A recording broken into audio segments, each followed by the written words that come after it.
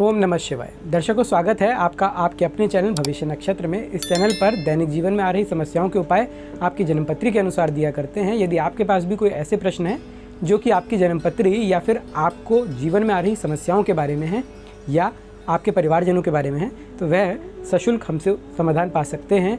नीचे दिए गए व्हाट्सएप नंबर को आप इस्तेमाल करते हुए अपनी जन्मपत्री अथवा अपने बारे में जो भी डिटेल्स हैं उन्हें भेजकर। मित्रों, कुछ व्रत हम ऐसे धारण कर लिया करते हैं जो बिना संकल्प के कर लिया करते हैं। यदि आप भविष्य नक्षत्र पर पहले से हैं तो आपको बताया गया होगा कि चाहे प्रदोष व्रत हो, एकादशी व्रत हो या सोमवार के व्रत हो या कैसे भी व्रत हो, उन्हें संकल्प के साथ धारण कर लेना चाहिए।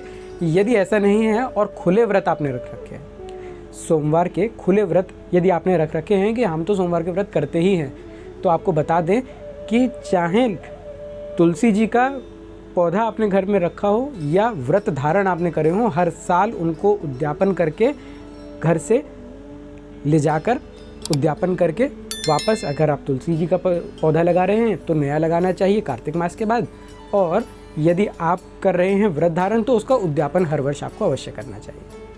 उसके बाद आप दोबारा संकल्प लेकर शुरू कर दें व्रत, वह अलग बात है, परंतु उद्यापन अवश्य करना चाहिए। तो कैसे कर लेना चाहिए सोमवार के खुले व्रतों का या सावन के 16 सोमवार का, सावन के सोमवार या 16 सोमवार के व्रतों का उद्यापन किस प्रकार करना चाहिए, इस बारे में है यह वीडियो कि खुले व्रत का कैसे उद्यापन कर लें जबकि बिना गिनती के रखे थे व्रत, और इस प्रकार के व्रतों का किस प्रकार से उद्यापन किया जाता है, इस बारे में है यह वीडियो। सबसे पहले तो अब आ रहे हैं सावन, आगे श्रावण मास हमें देखने को मिल रहा है। तो यदि चाहें तो सावन के 4 सोमवार रखने के बाद चौथे सोमवार के बाद भी उद्यापन करें। 5वें सोमवार पर, यानी कि सावन का सोमवार जब खत्म हो जाए उसके बाद 5वां सोमवार जो पड़े, यानी भाद्रपद का पहला सोमवार, उस दिन आप उद्यापन करें। क्या विधि है उद्यापन की? जिस प्रकार आप व्रत रखा करते हैं पहले से ही, उसी प्रकार आपको व्रत को धारण कर लेना है। परंतु जब उसकी पूजा आप करने जाते हैं तो पूजा के वक्त आपको क्या कर लेना है, आपको ले लेनी है पंजीरी कसार, जिसे कहा करते हैं। भुना हुआ गेहूं का आटा ले लेना है देसी घी के अंदर। उसके अंदर यदि आप चाहें तो मेवाओं का भी प्रयोग कर सकते हैं। और इस प्रकार की आप एक पतीले में आप कसार का यानी कि पंजीरी का मिश्रण बना लें और इसको 3 बराबर भागों में आप बांट दें। इस कसार को अब आप 3 भागों में बांटने के बाद जैसे शिव जी की कथा पढ़ा करते हैं, कहानी पढ़ा करते हैं, वैसे पढ़ें, और जैसे व्रत धारण किया करते हैं वैसे कर लें।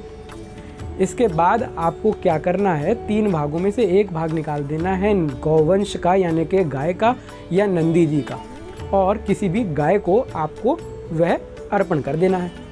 इसके बाद दूसरा भाग बचा भगवान शिव का, जो भोग के रूप में आपने रखा है, और तीसरा भाग स्वयं आपका है।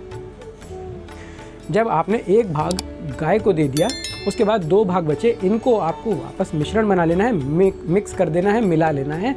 और अब घर के अंदर जितने भी लोग हैं उनको शिव जी को भोग लगाने के बाद सबको एक एक करके पंजीरी के रूप में, सबको प्रसाद के रूप में इसको दें।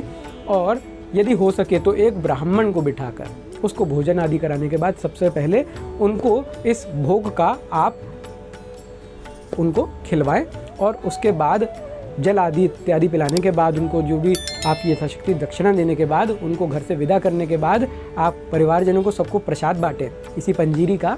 और उसके बाद आप अपने व्रत का पारण कर लें। पूरे दिन आपको अब यह व्रत नहीं रहना है, क्योंकि आप इसका पारण कर दिया, आज आपने इसका उद्यापन कर दिया, और इसके बाद अब आप निवृत्त हो गए सोमवार के व्रतों से। और भगवान से सभी प्रकार की माफ़ी मांग लेने के बाद कि इस विधि में मुझसे कोई खता हुई हो, गलती हुई, कोई माफ़ी आप मांगते हुए जिस भी प्रकार के आपको विचार आए कि आपने इस व्रत का उद्यापन कर दिया, बस इतना कर लेने के बाद आप इन सोमवार के व्रतों का उद्यापन कर चुके हैं। और पूरे दिन इस व्रत को अब आपको नहीं रखना है, प्रसाद को खा लेना है सीधे। जब आपने गेहूं का आटे का प्रसाद खा लिया तो व्रत वैसे भी आपका संपन्न हो गया। और इस प्रकार आप उद्यापन कर लें। मित्रों, यदि कोई गलती हमसे हुई हो या कोई बात बतानी रह गई हो तो हमें नीचे कमेंट बॉक्स में बताएं, ताकि हम उसको सुधार करके वीडियो में भी बता पाए अगले। और इसके अलावा आपको भी अगर कोई प्रश्न पूछने हो तो नीचे दिए गए व्हाट्सएप नंबर पर अथवा कमेंट बॉक्स में हमसे पूछ सकते हैं। आज के सोमवार के व्रतों के उद्यापन के बारे में वीडियो यहीं तक। धन्यवाद मित्रों। ओम नमः शिवाय।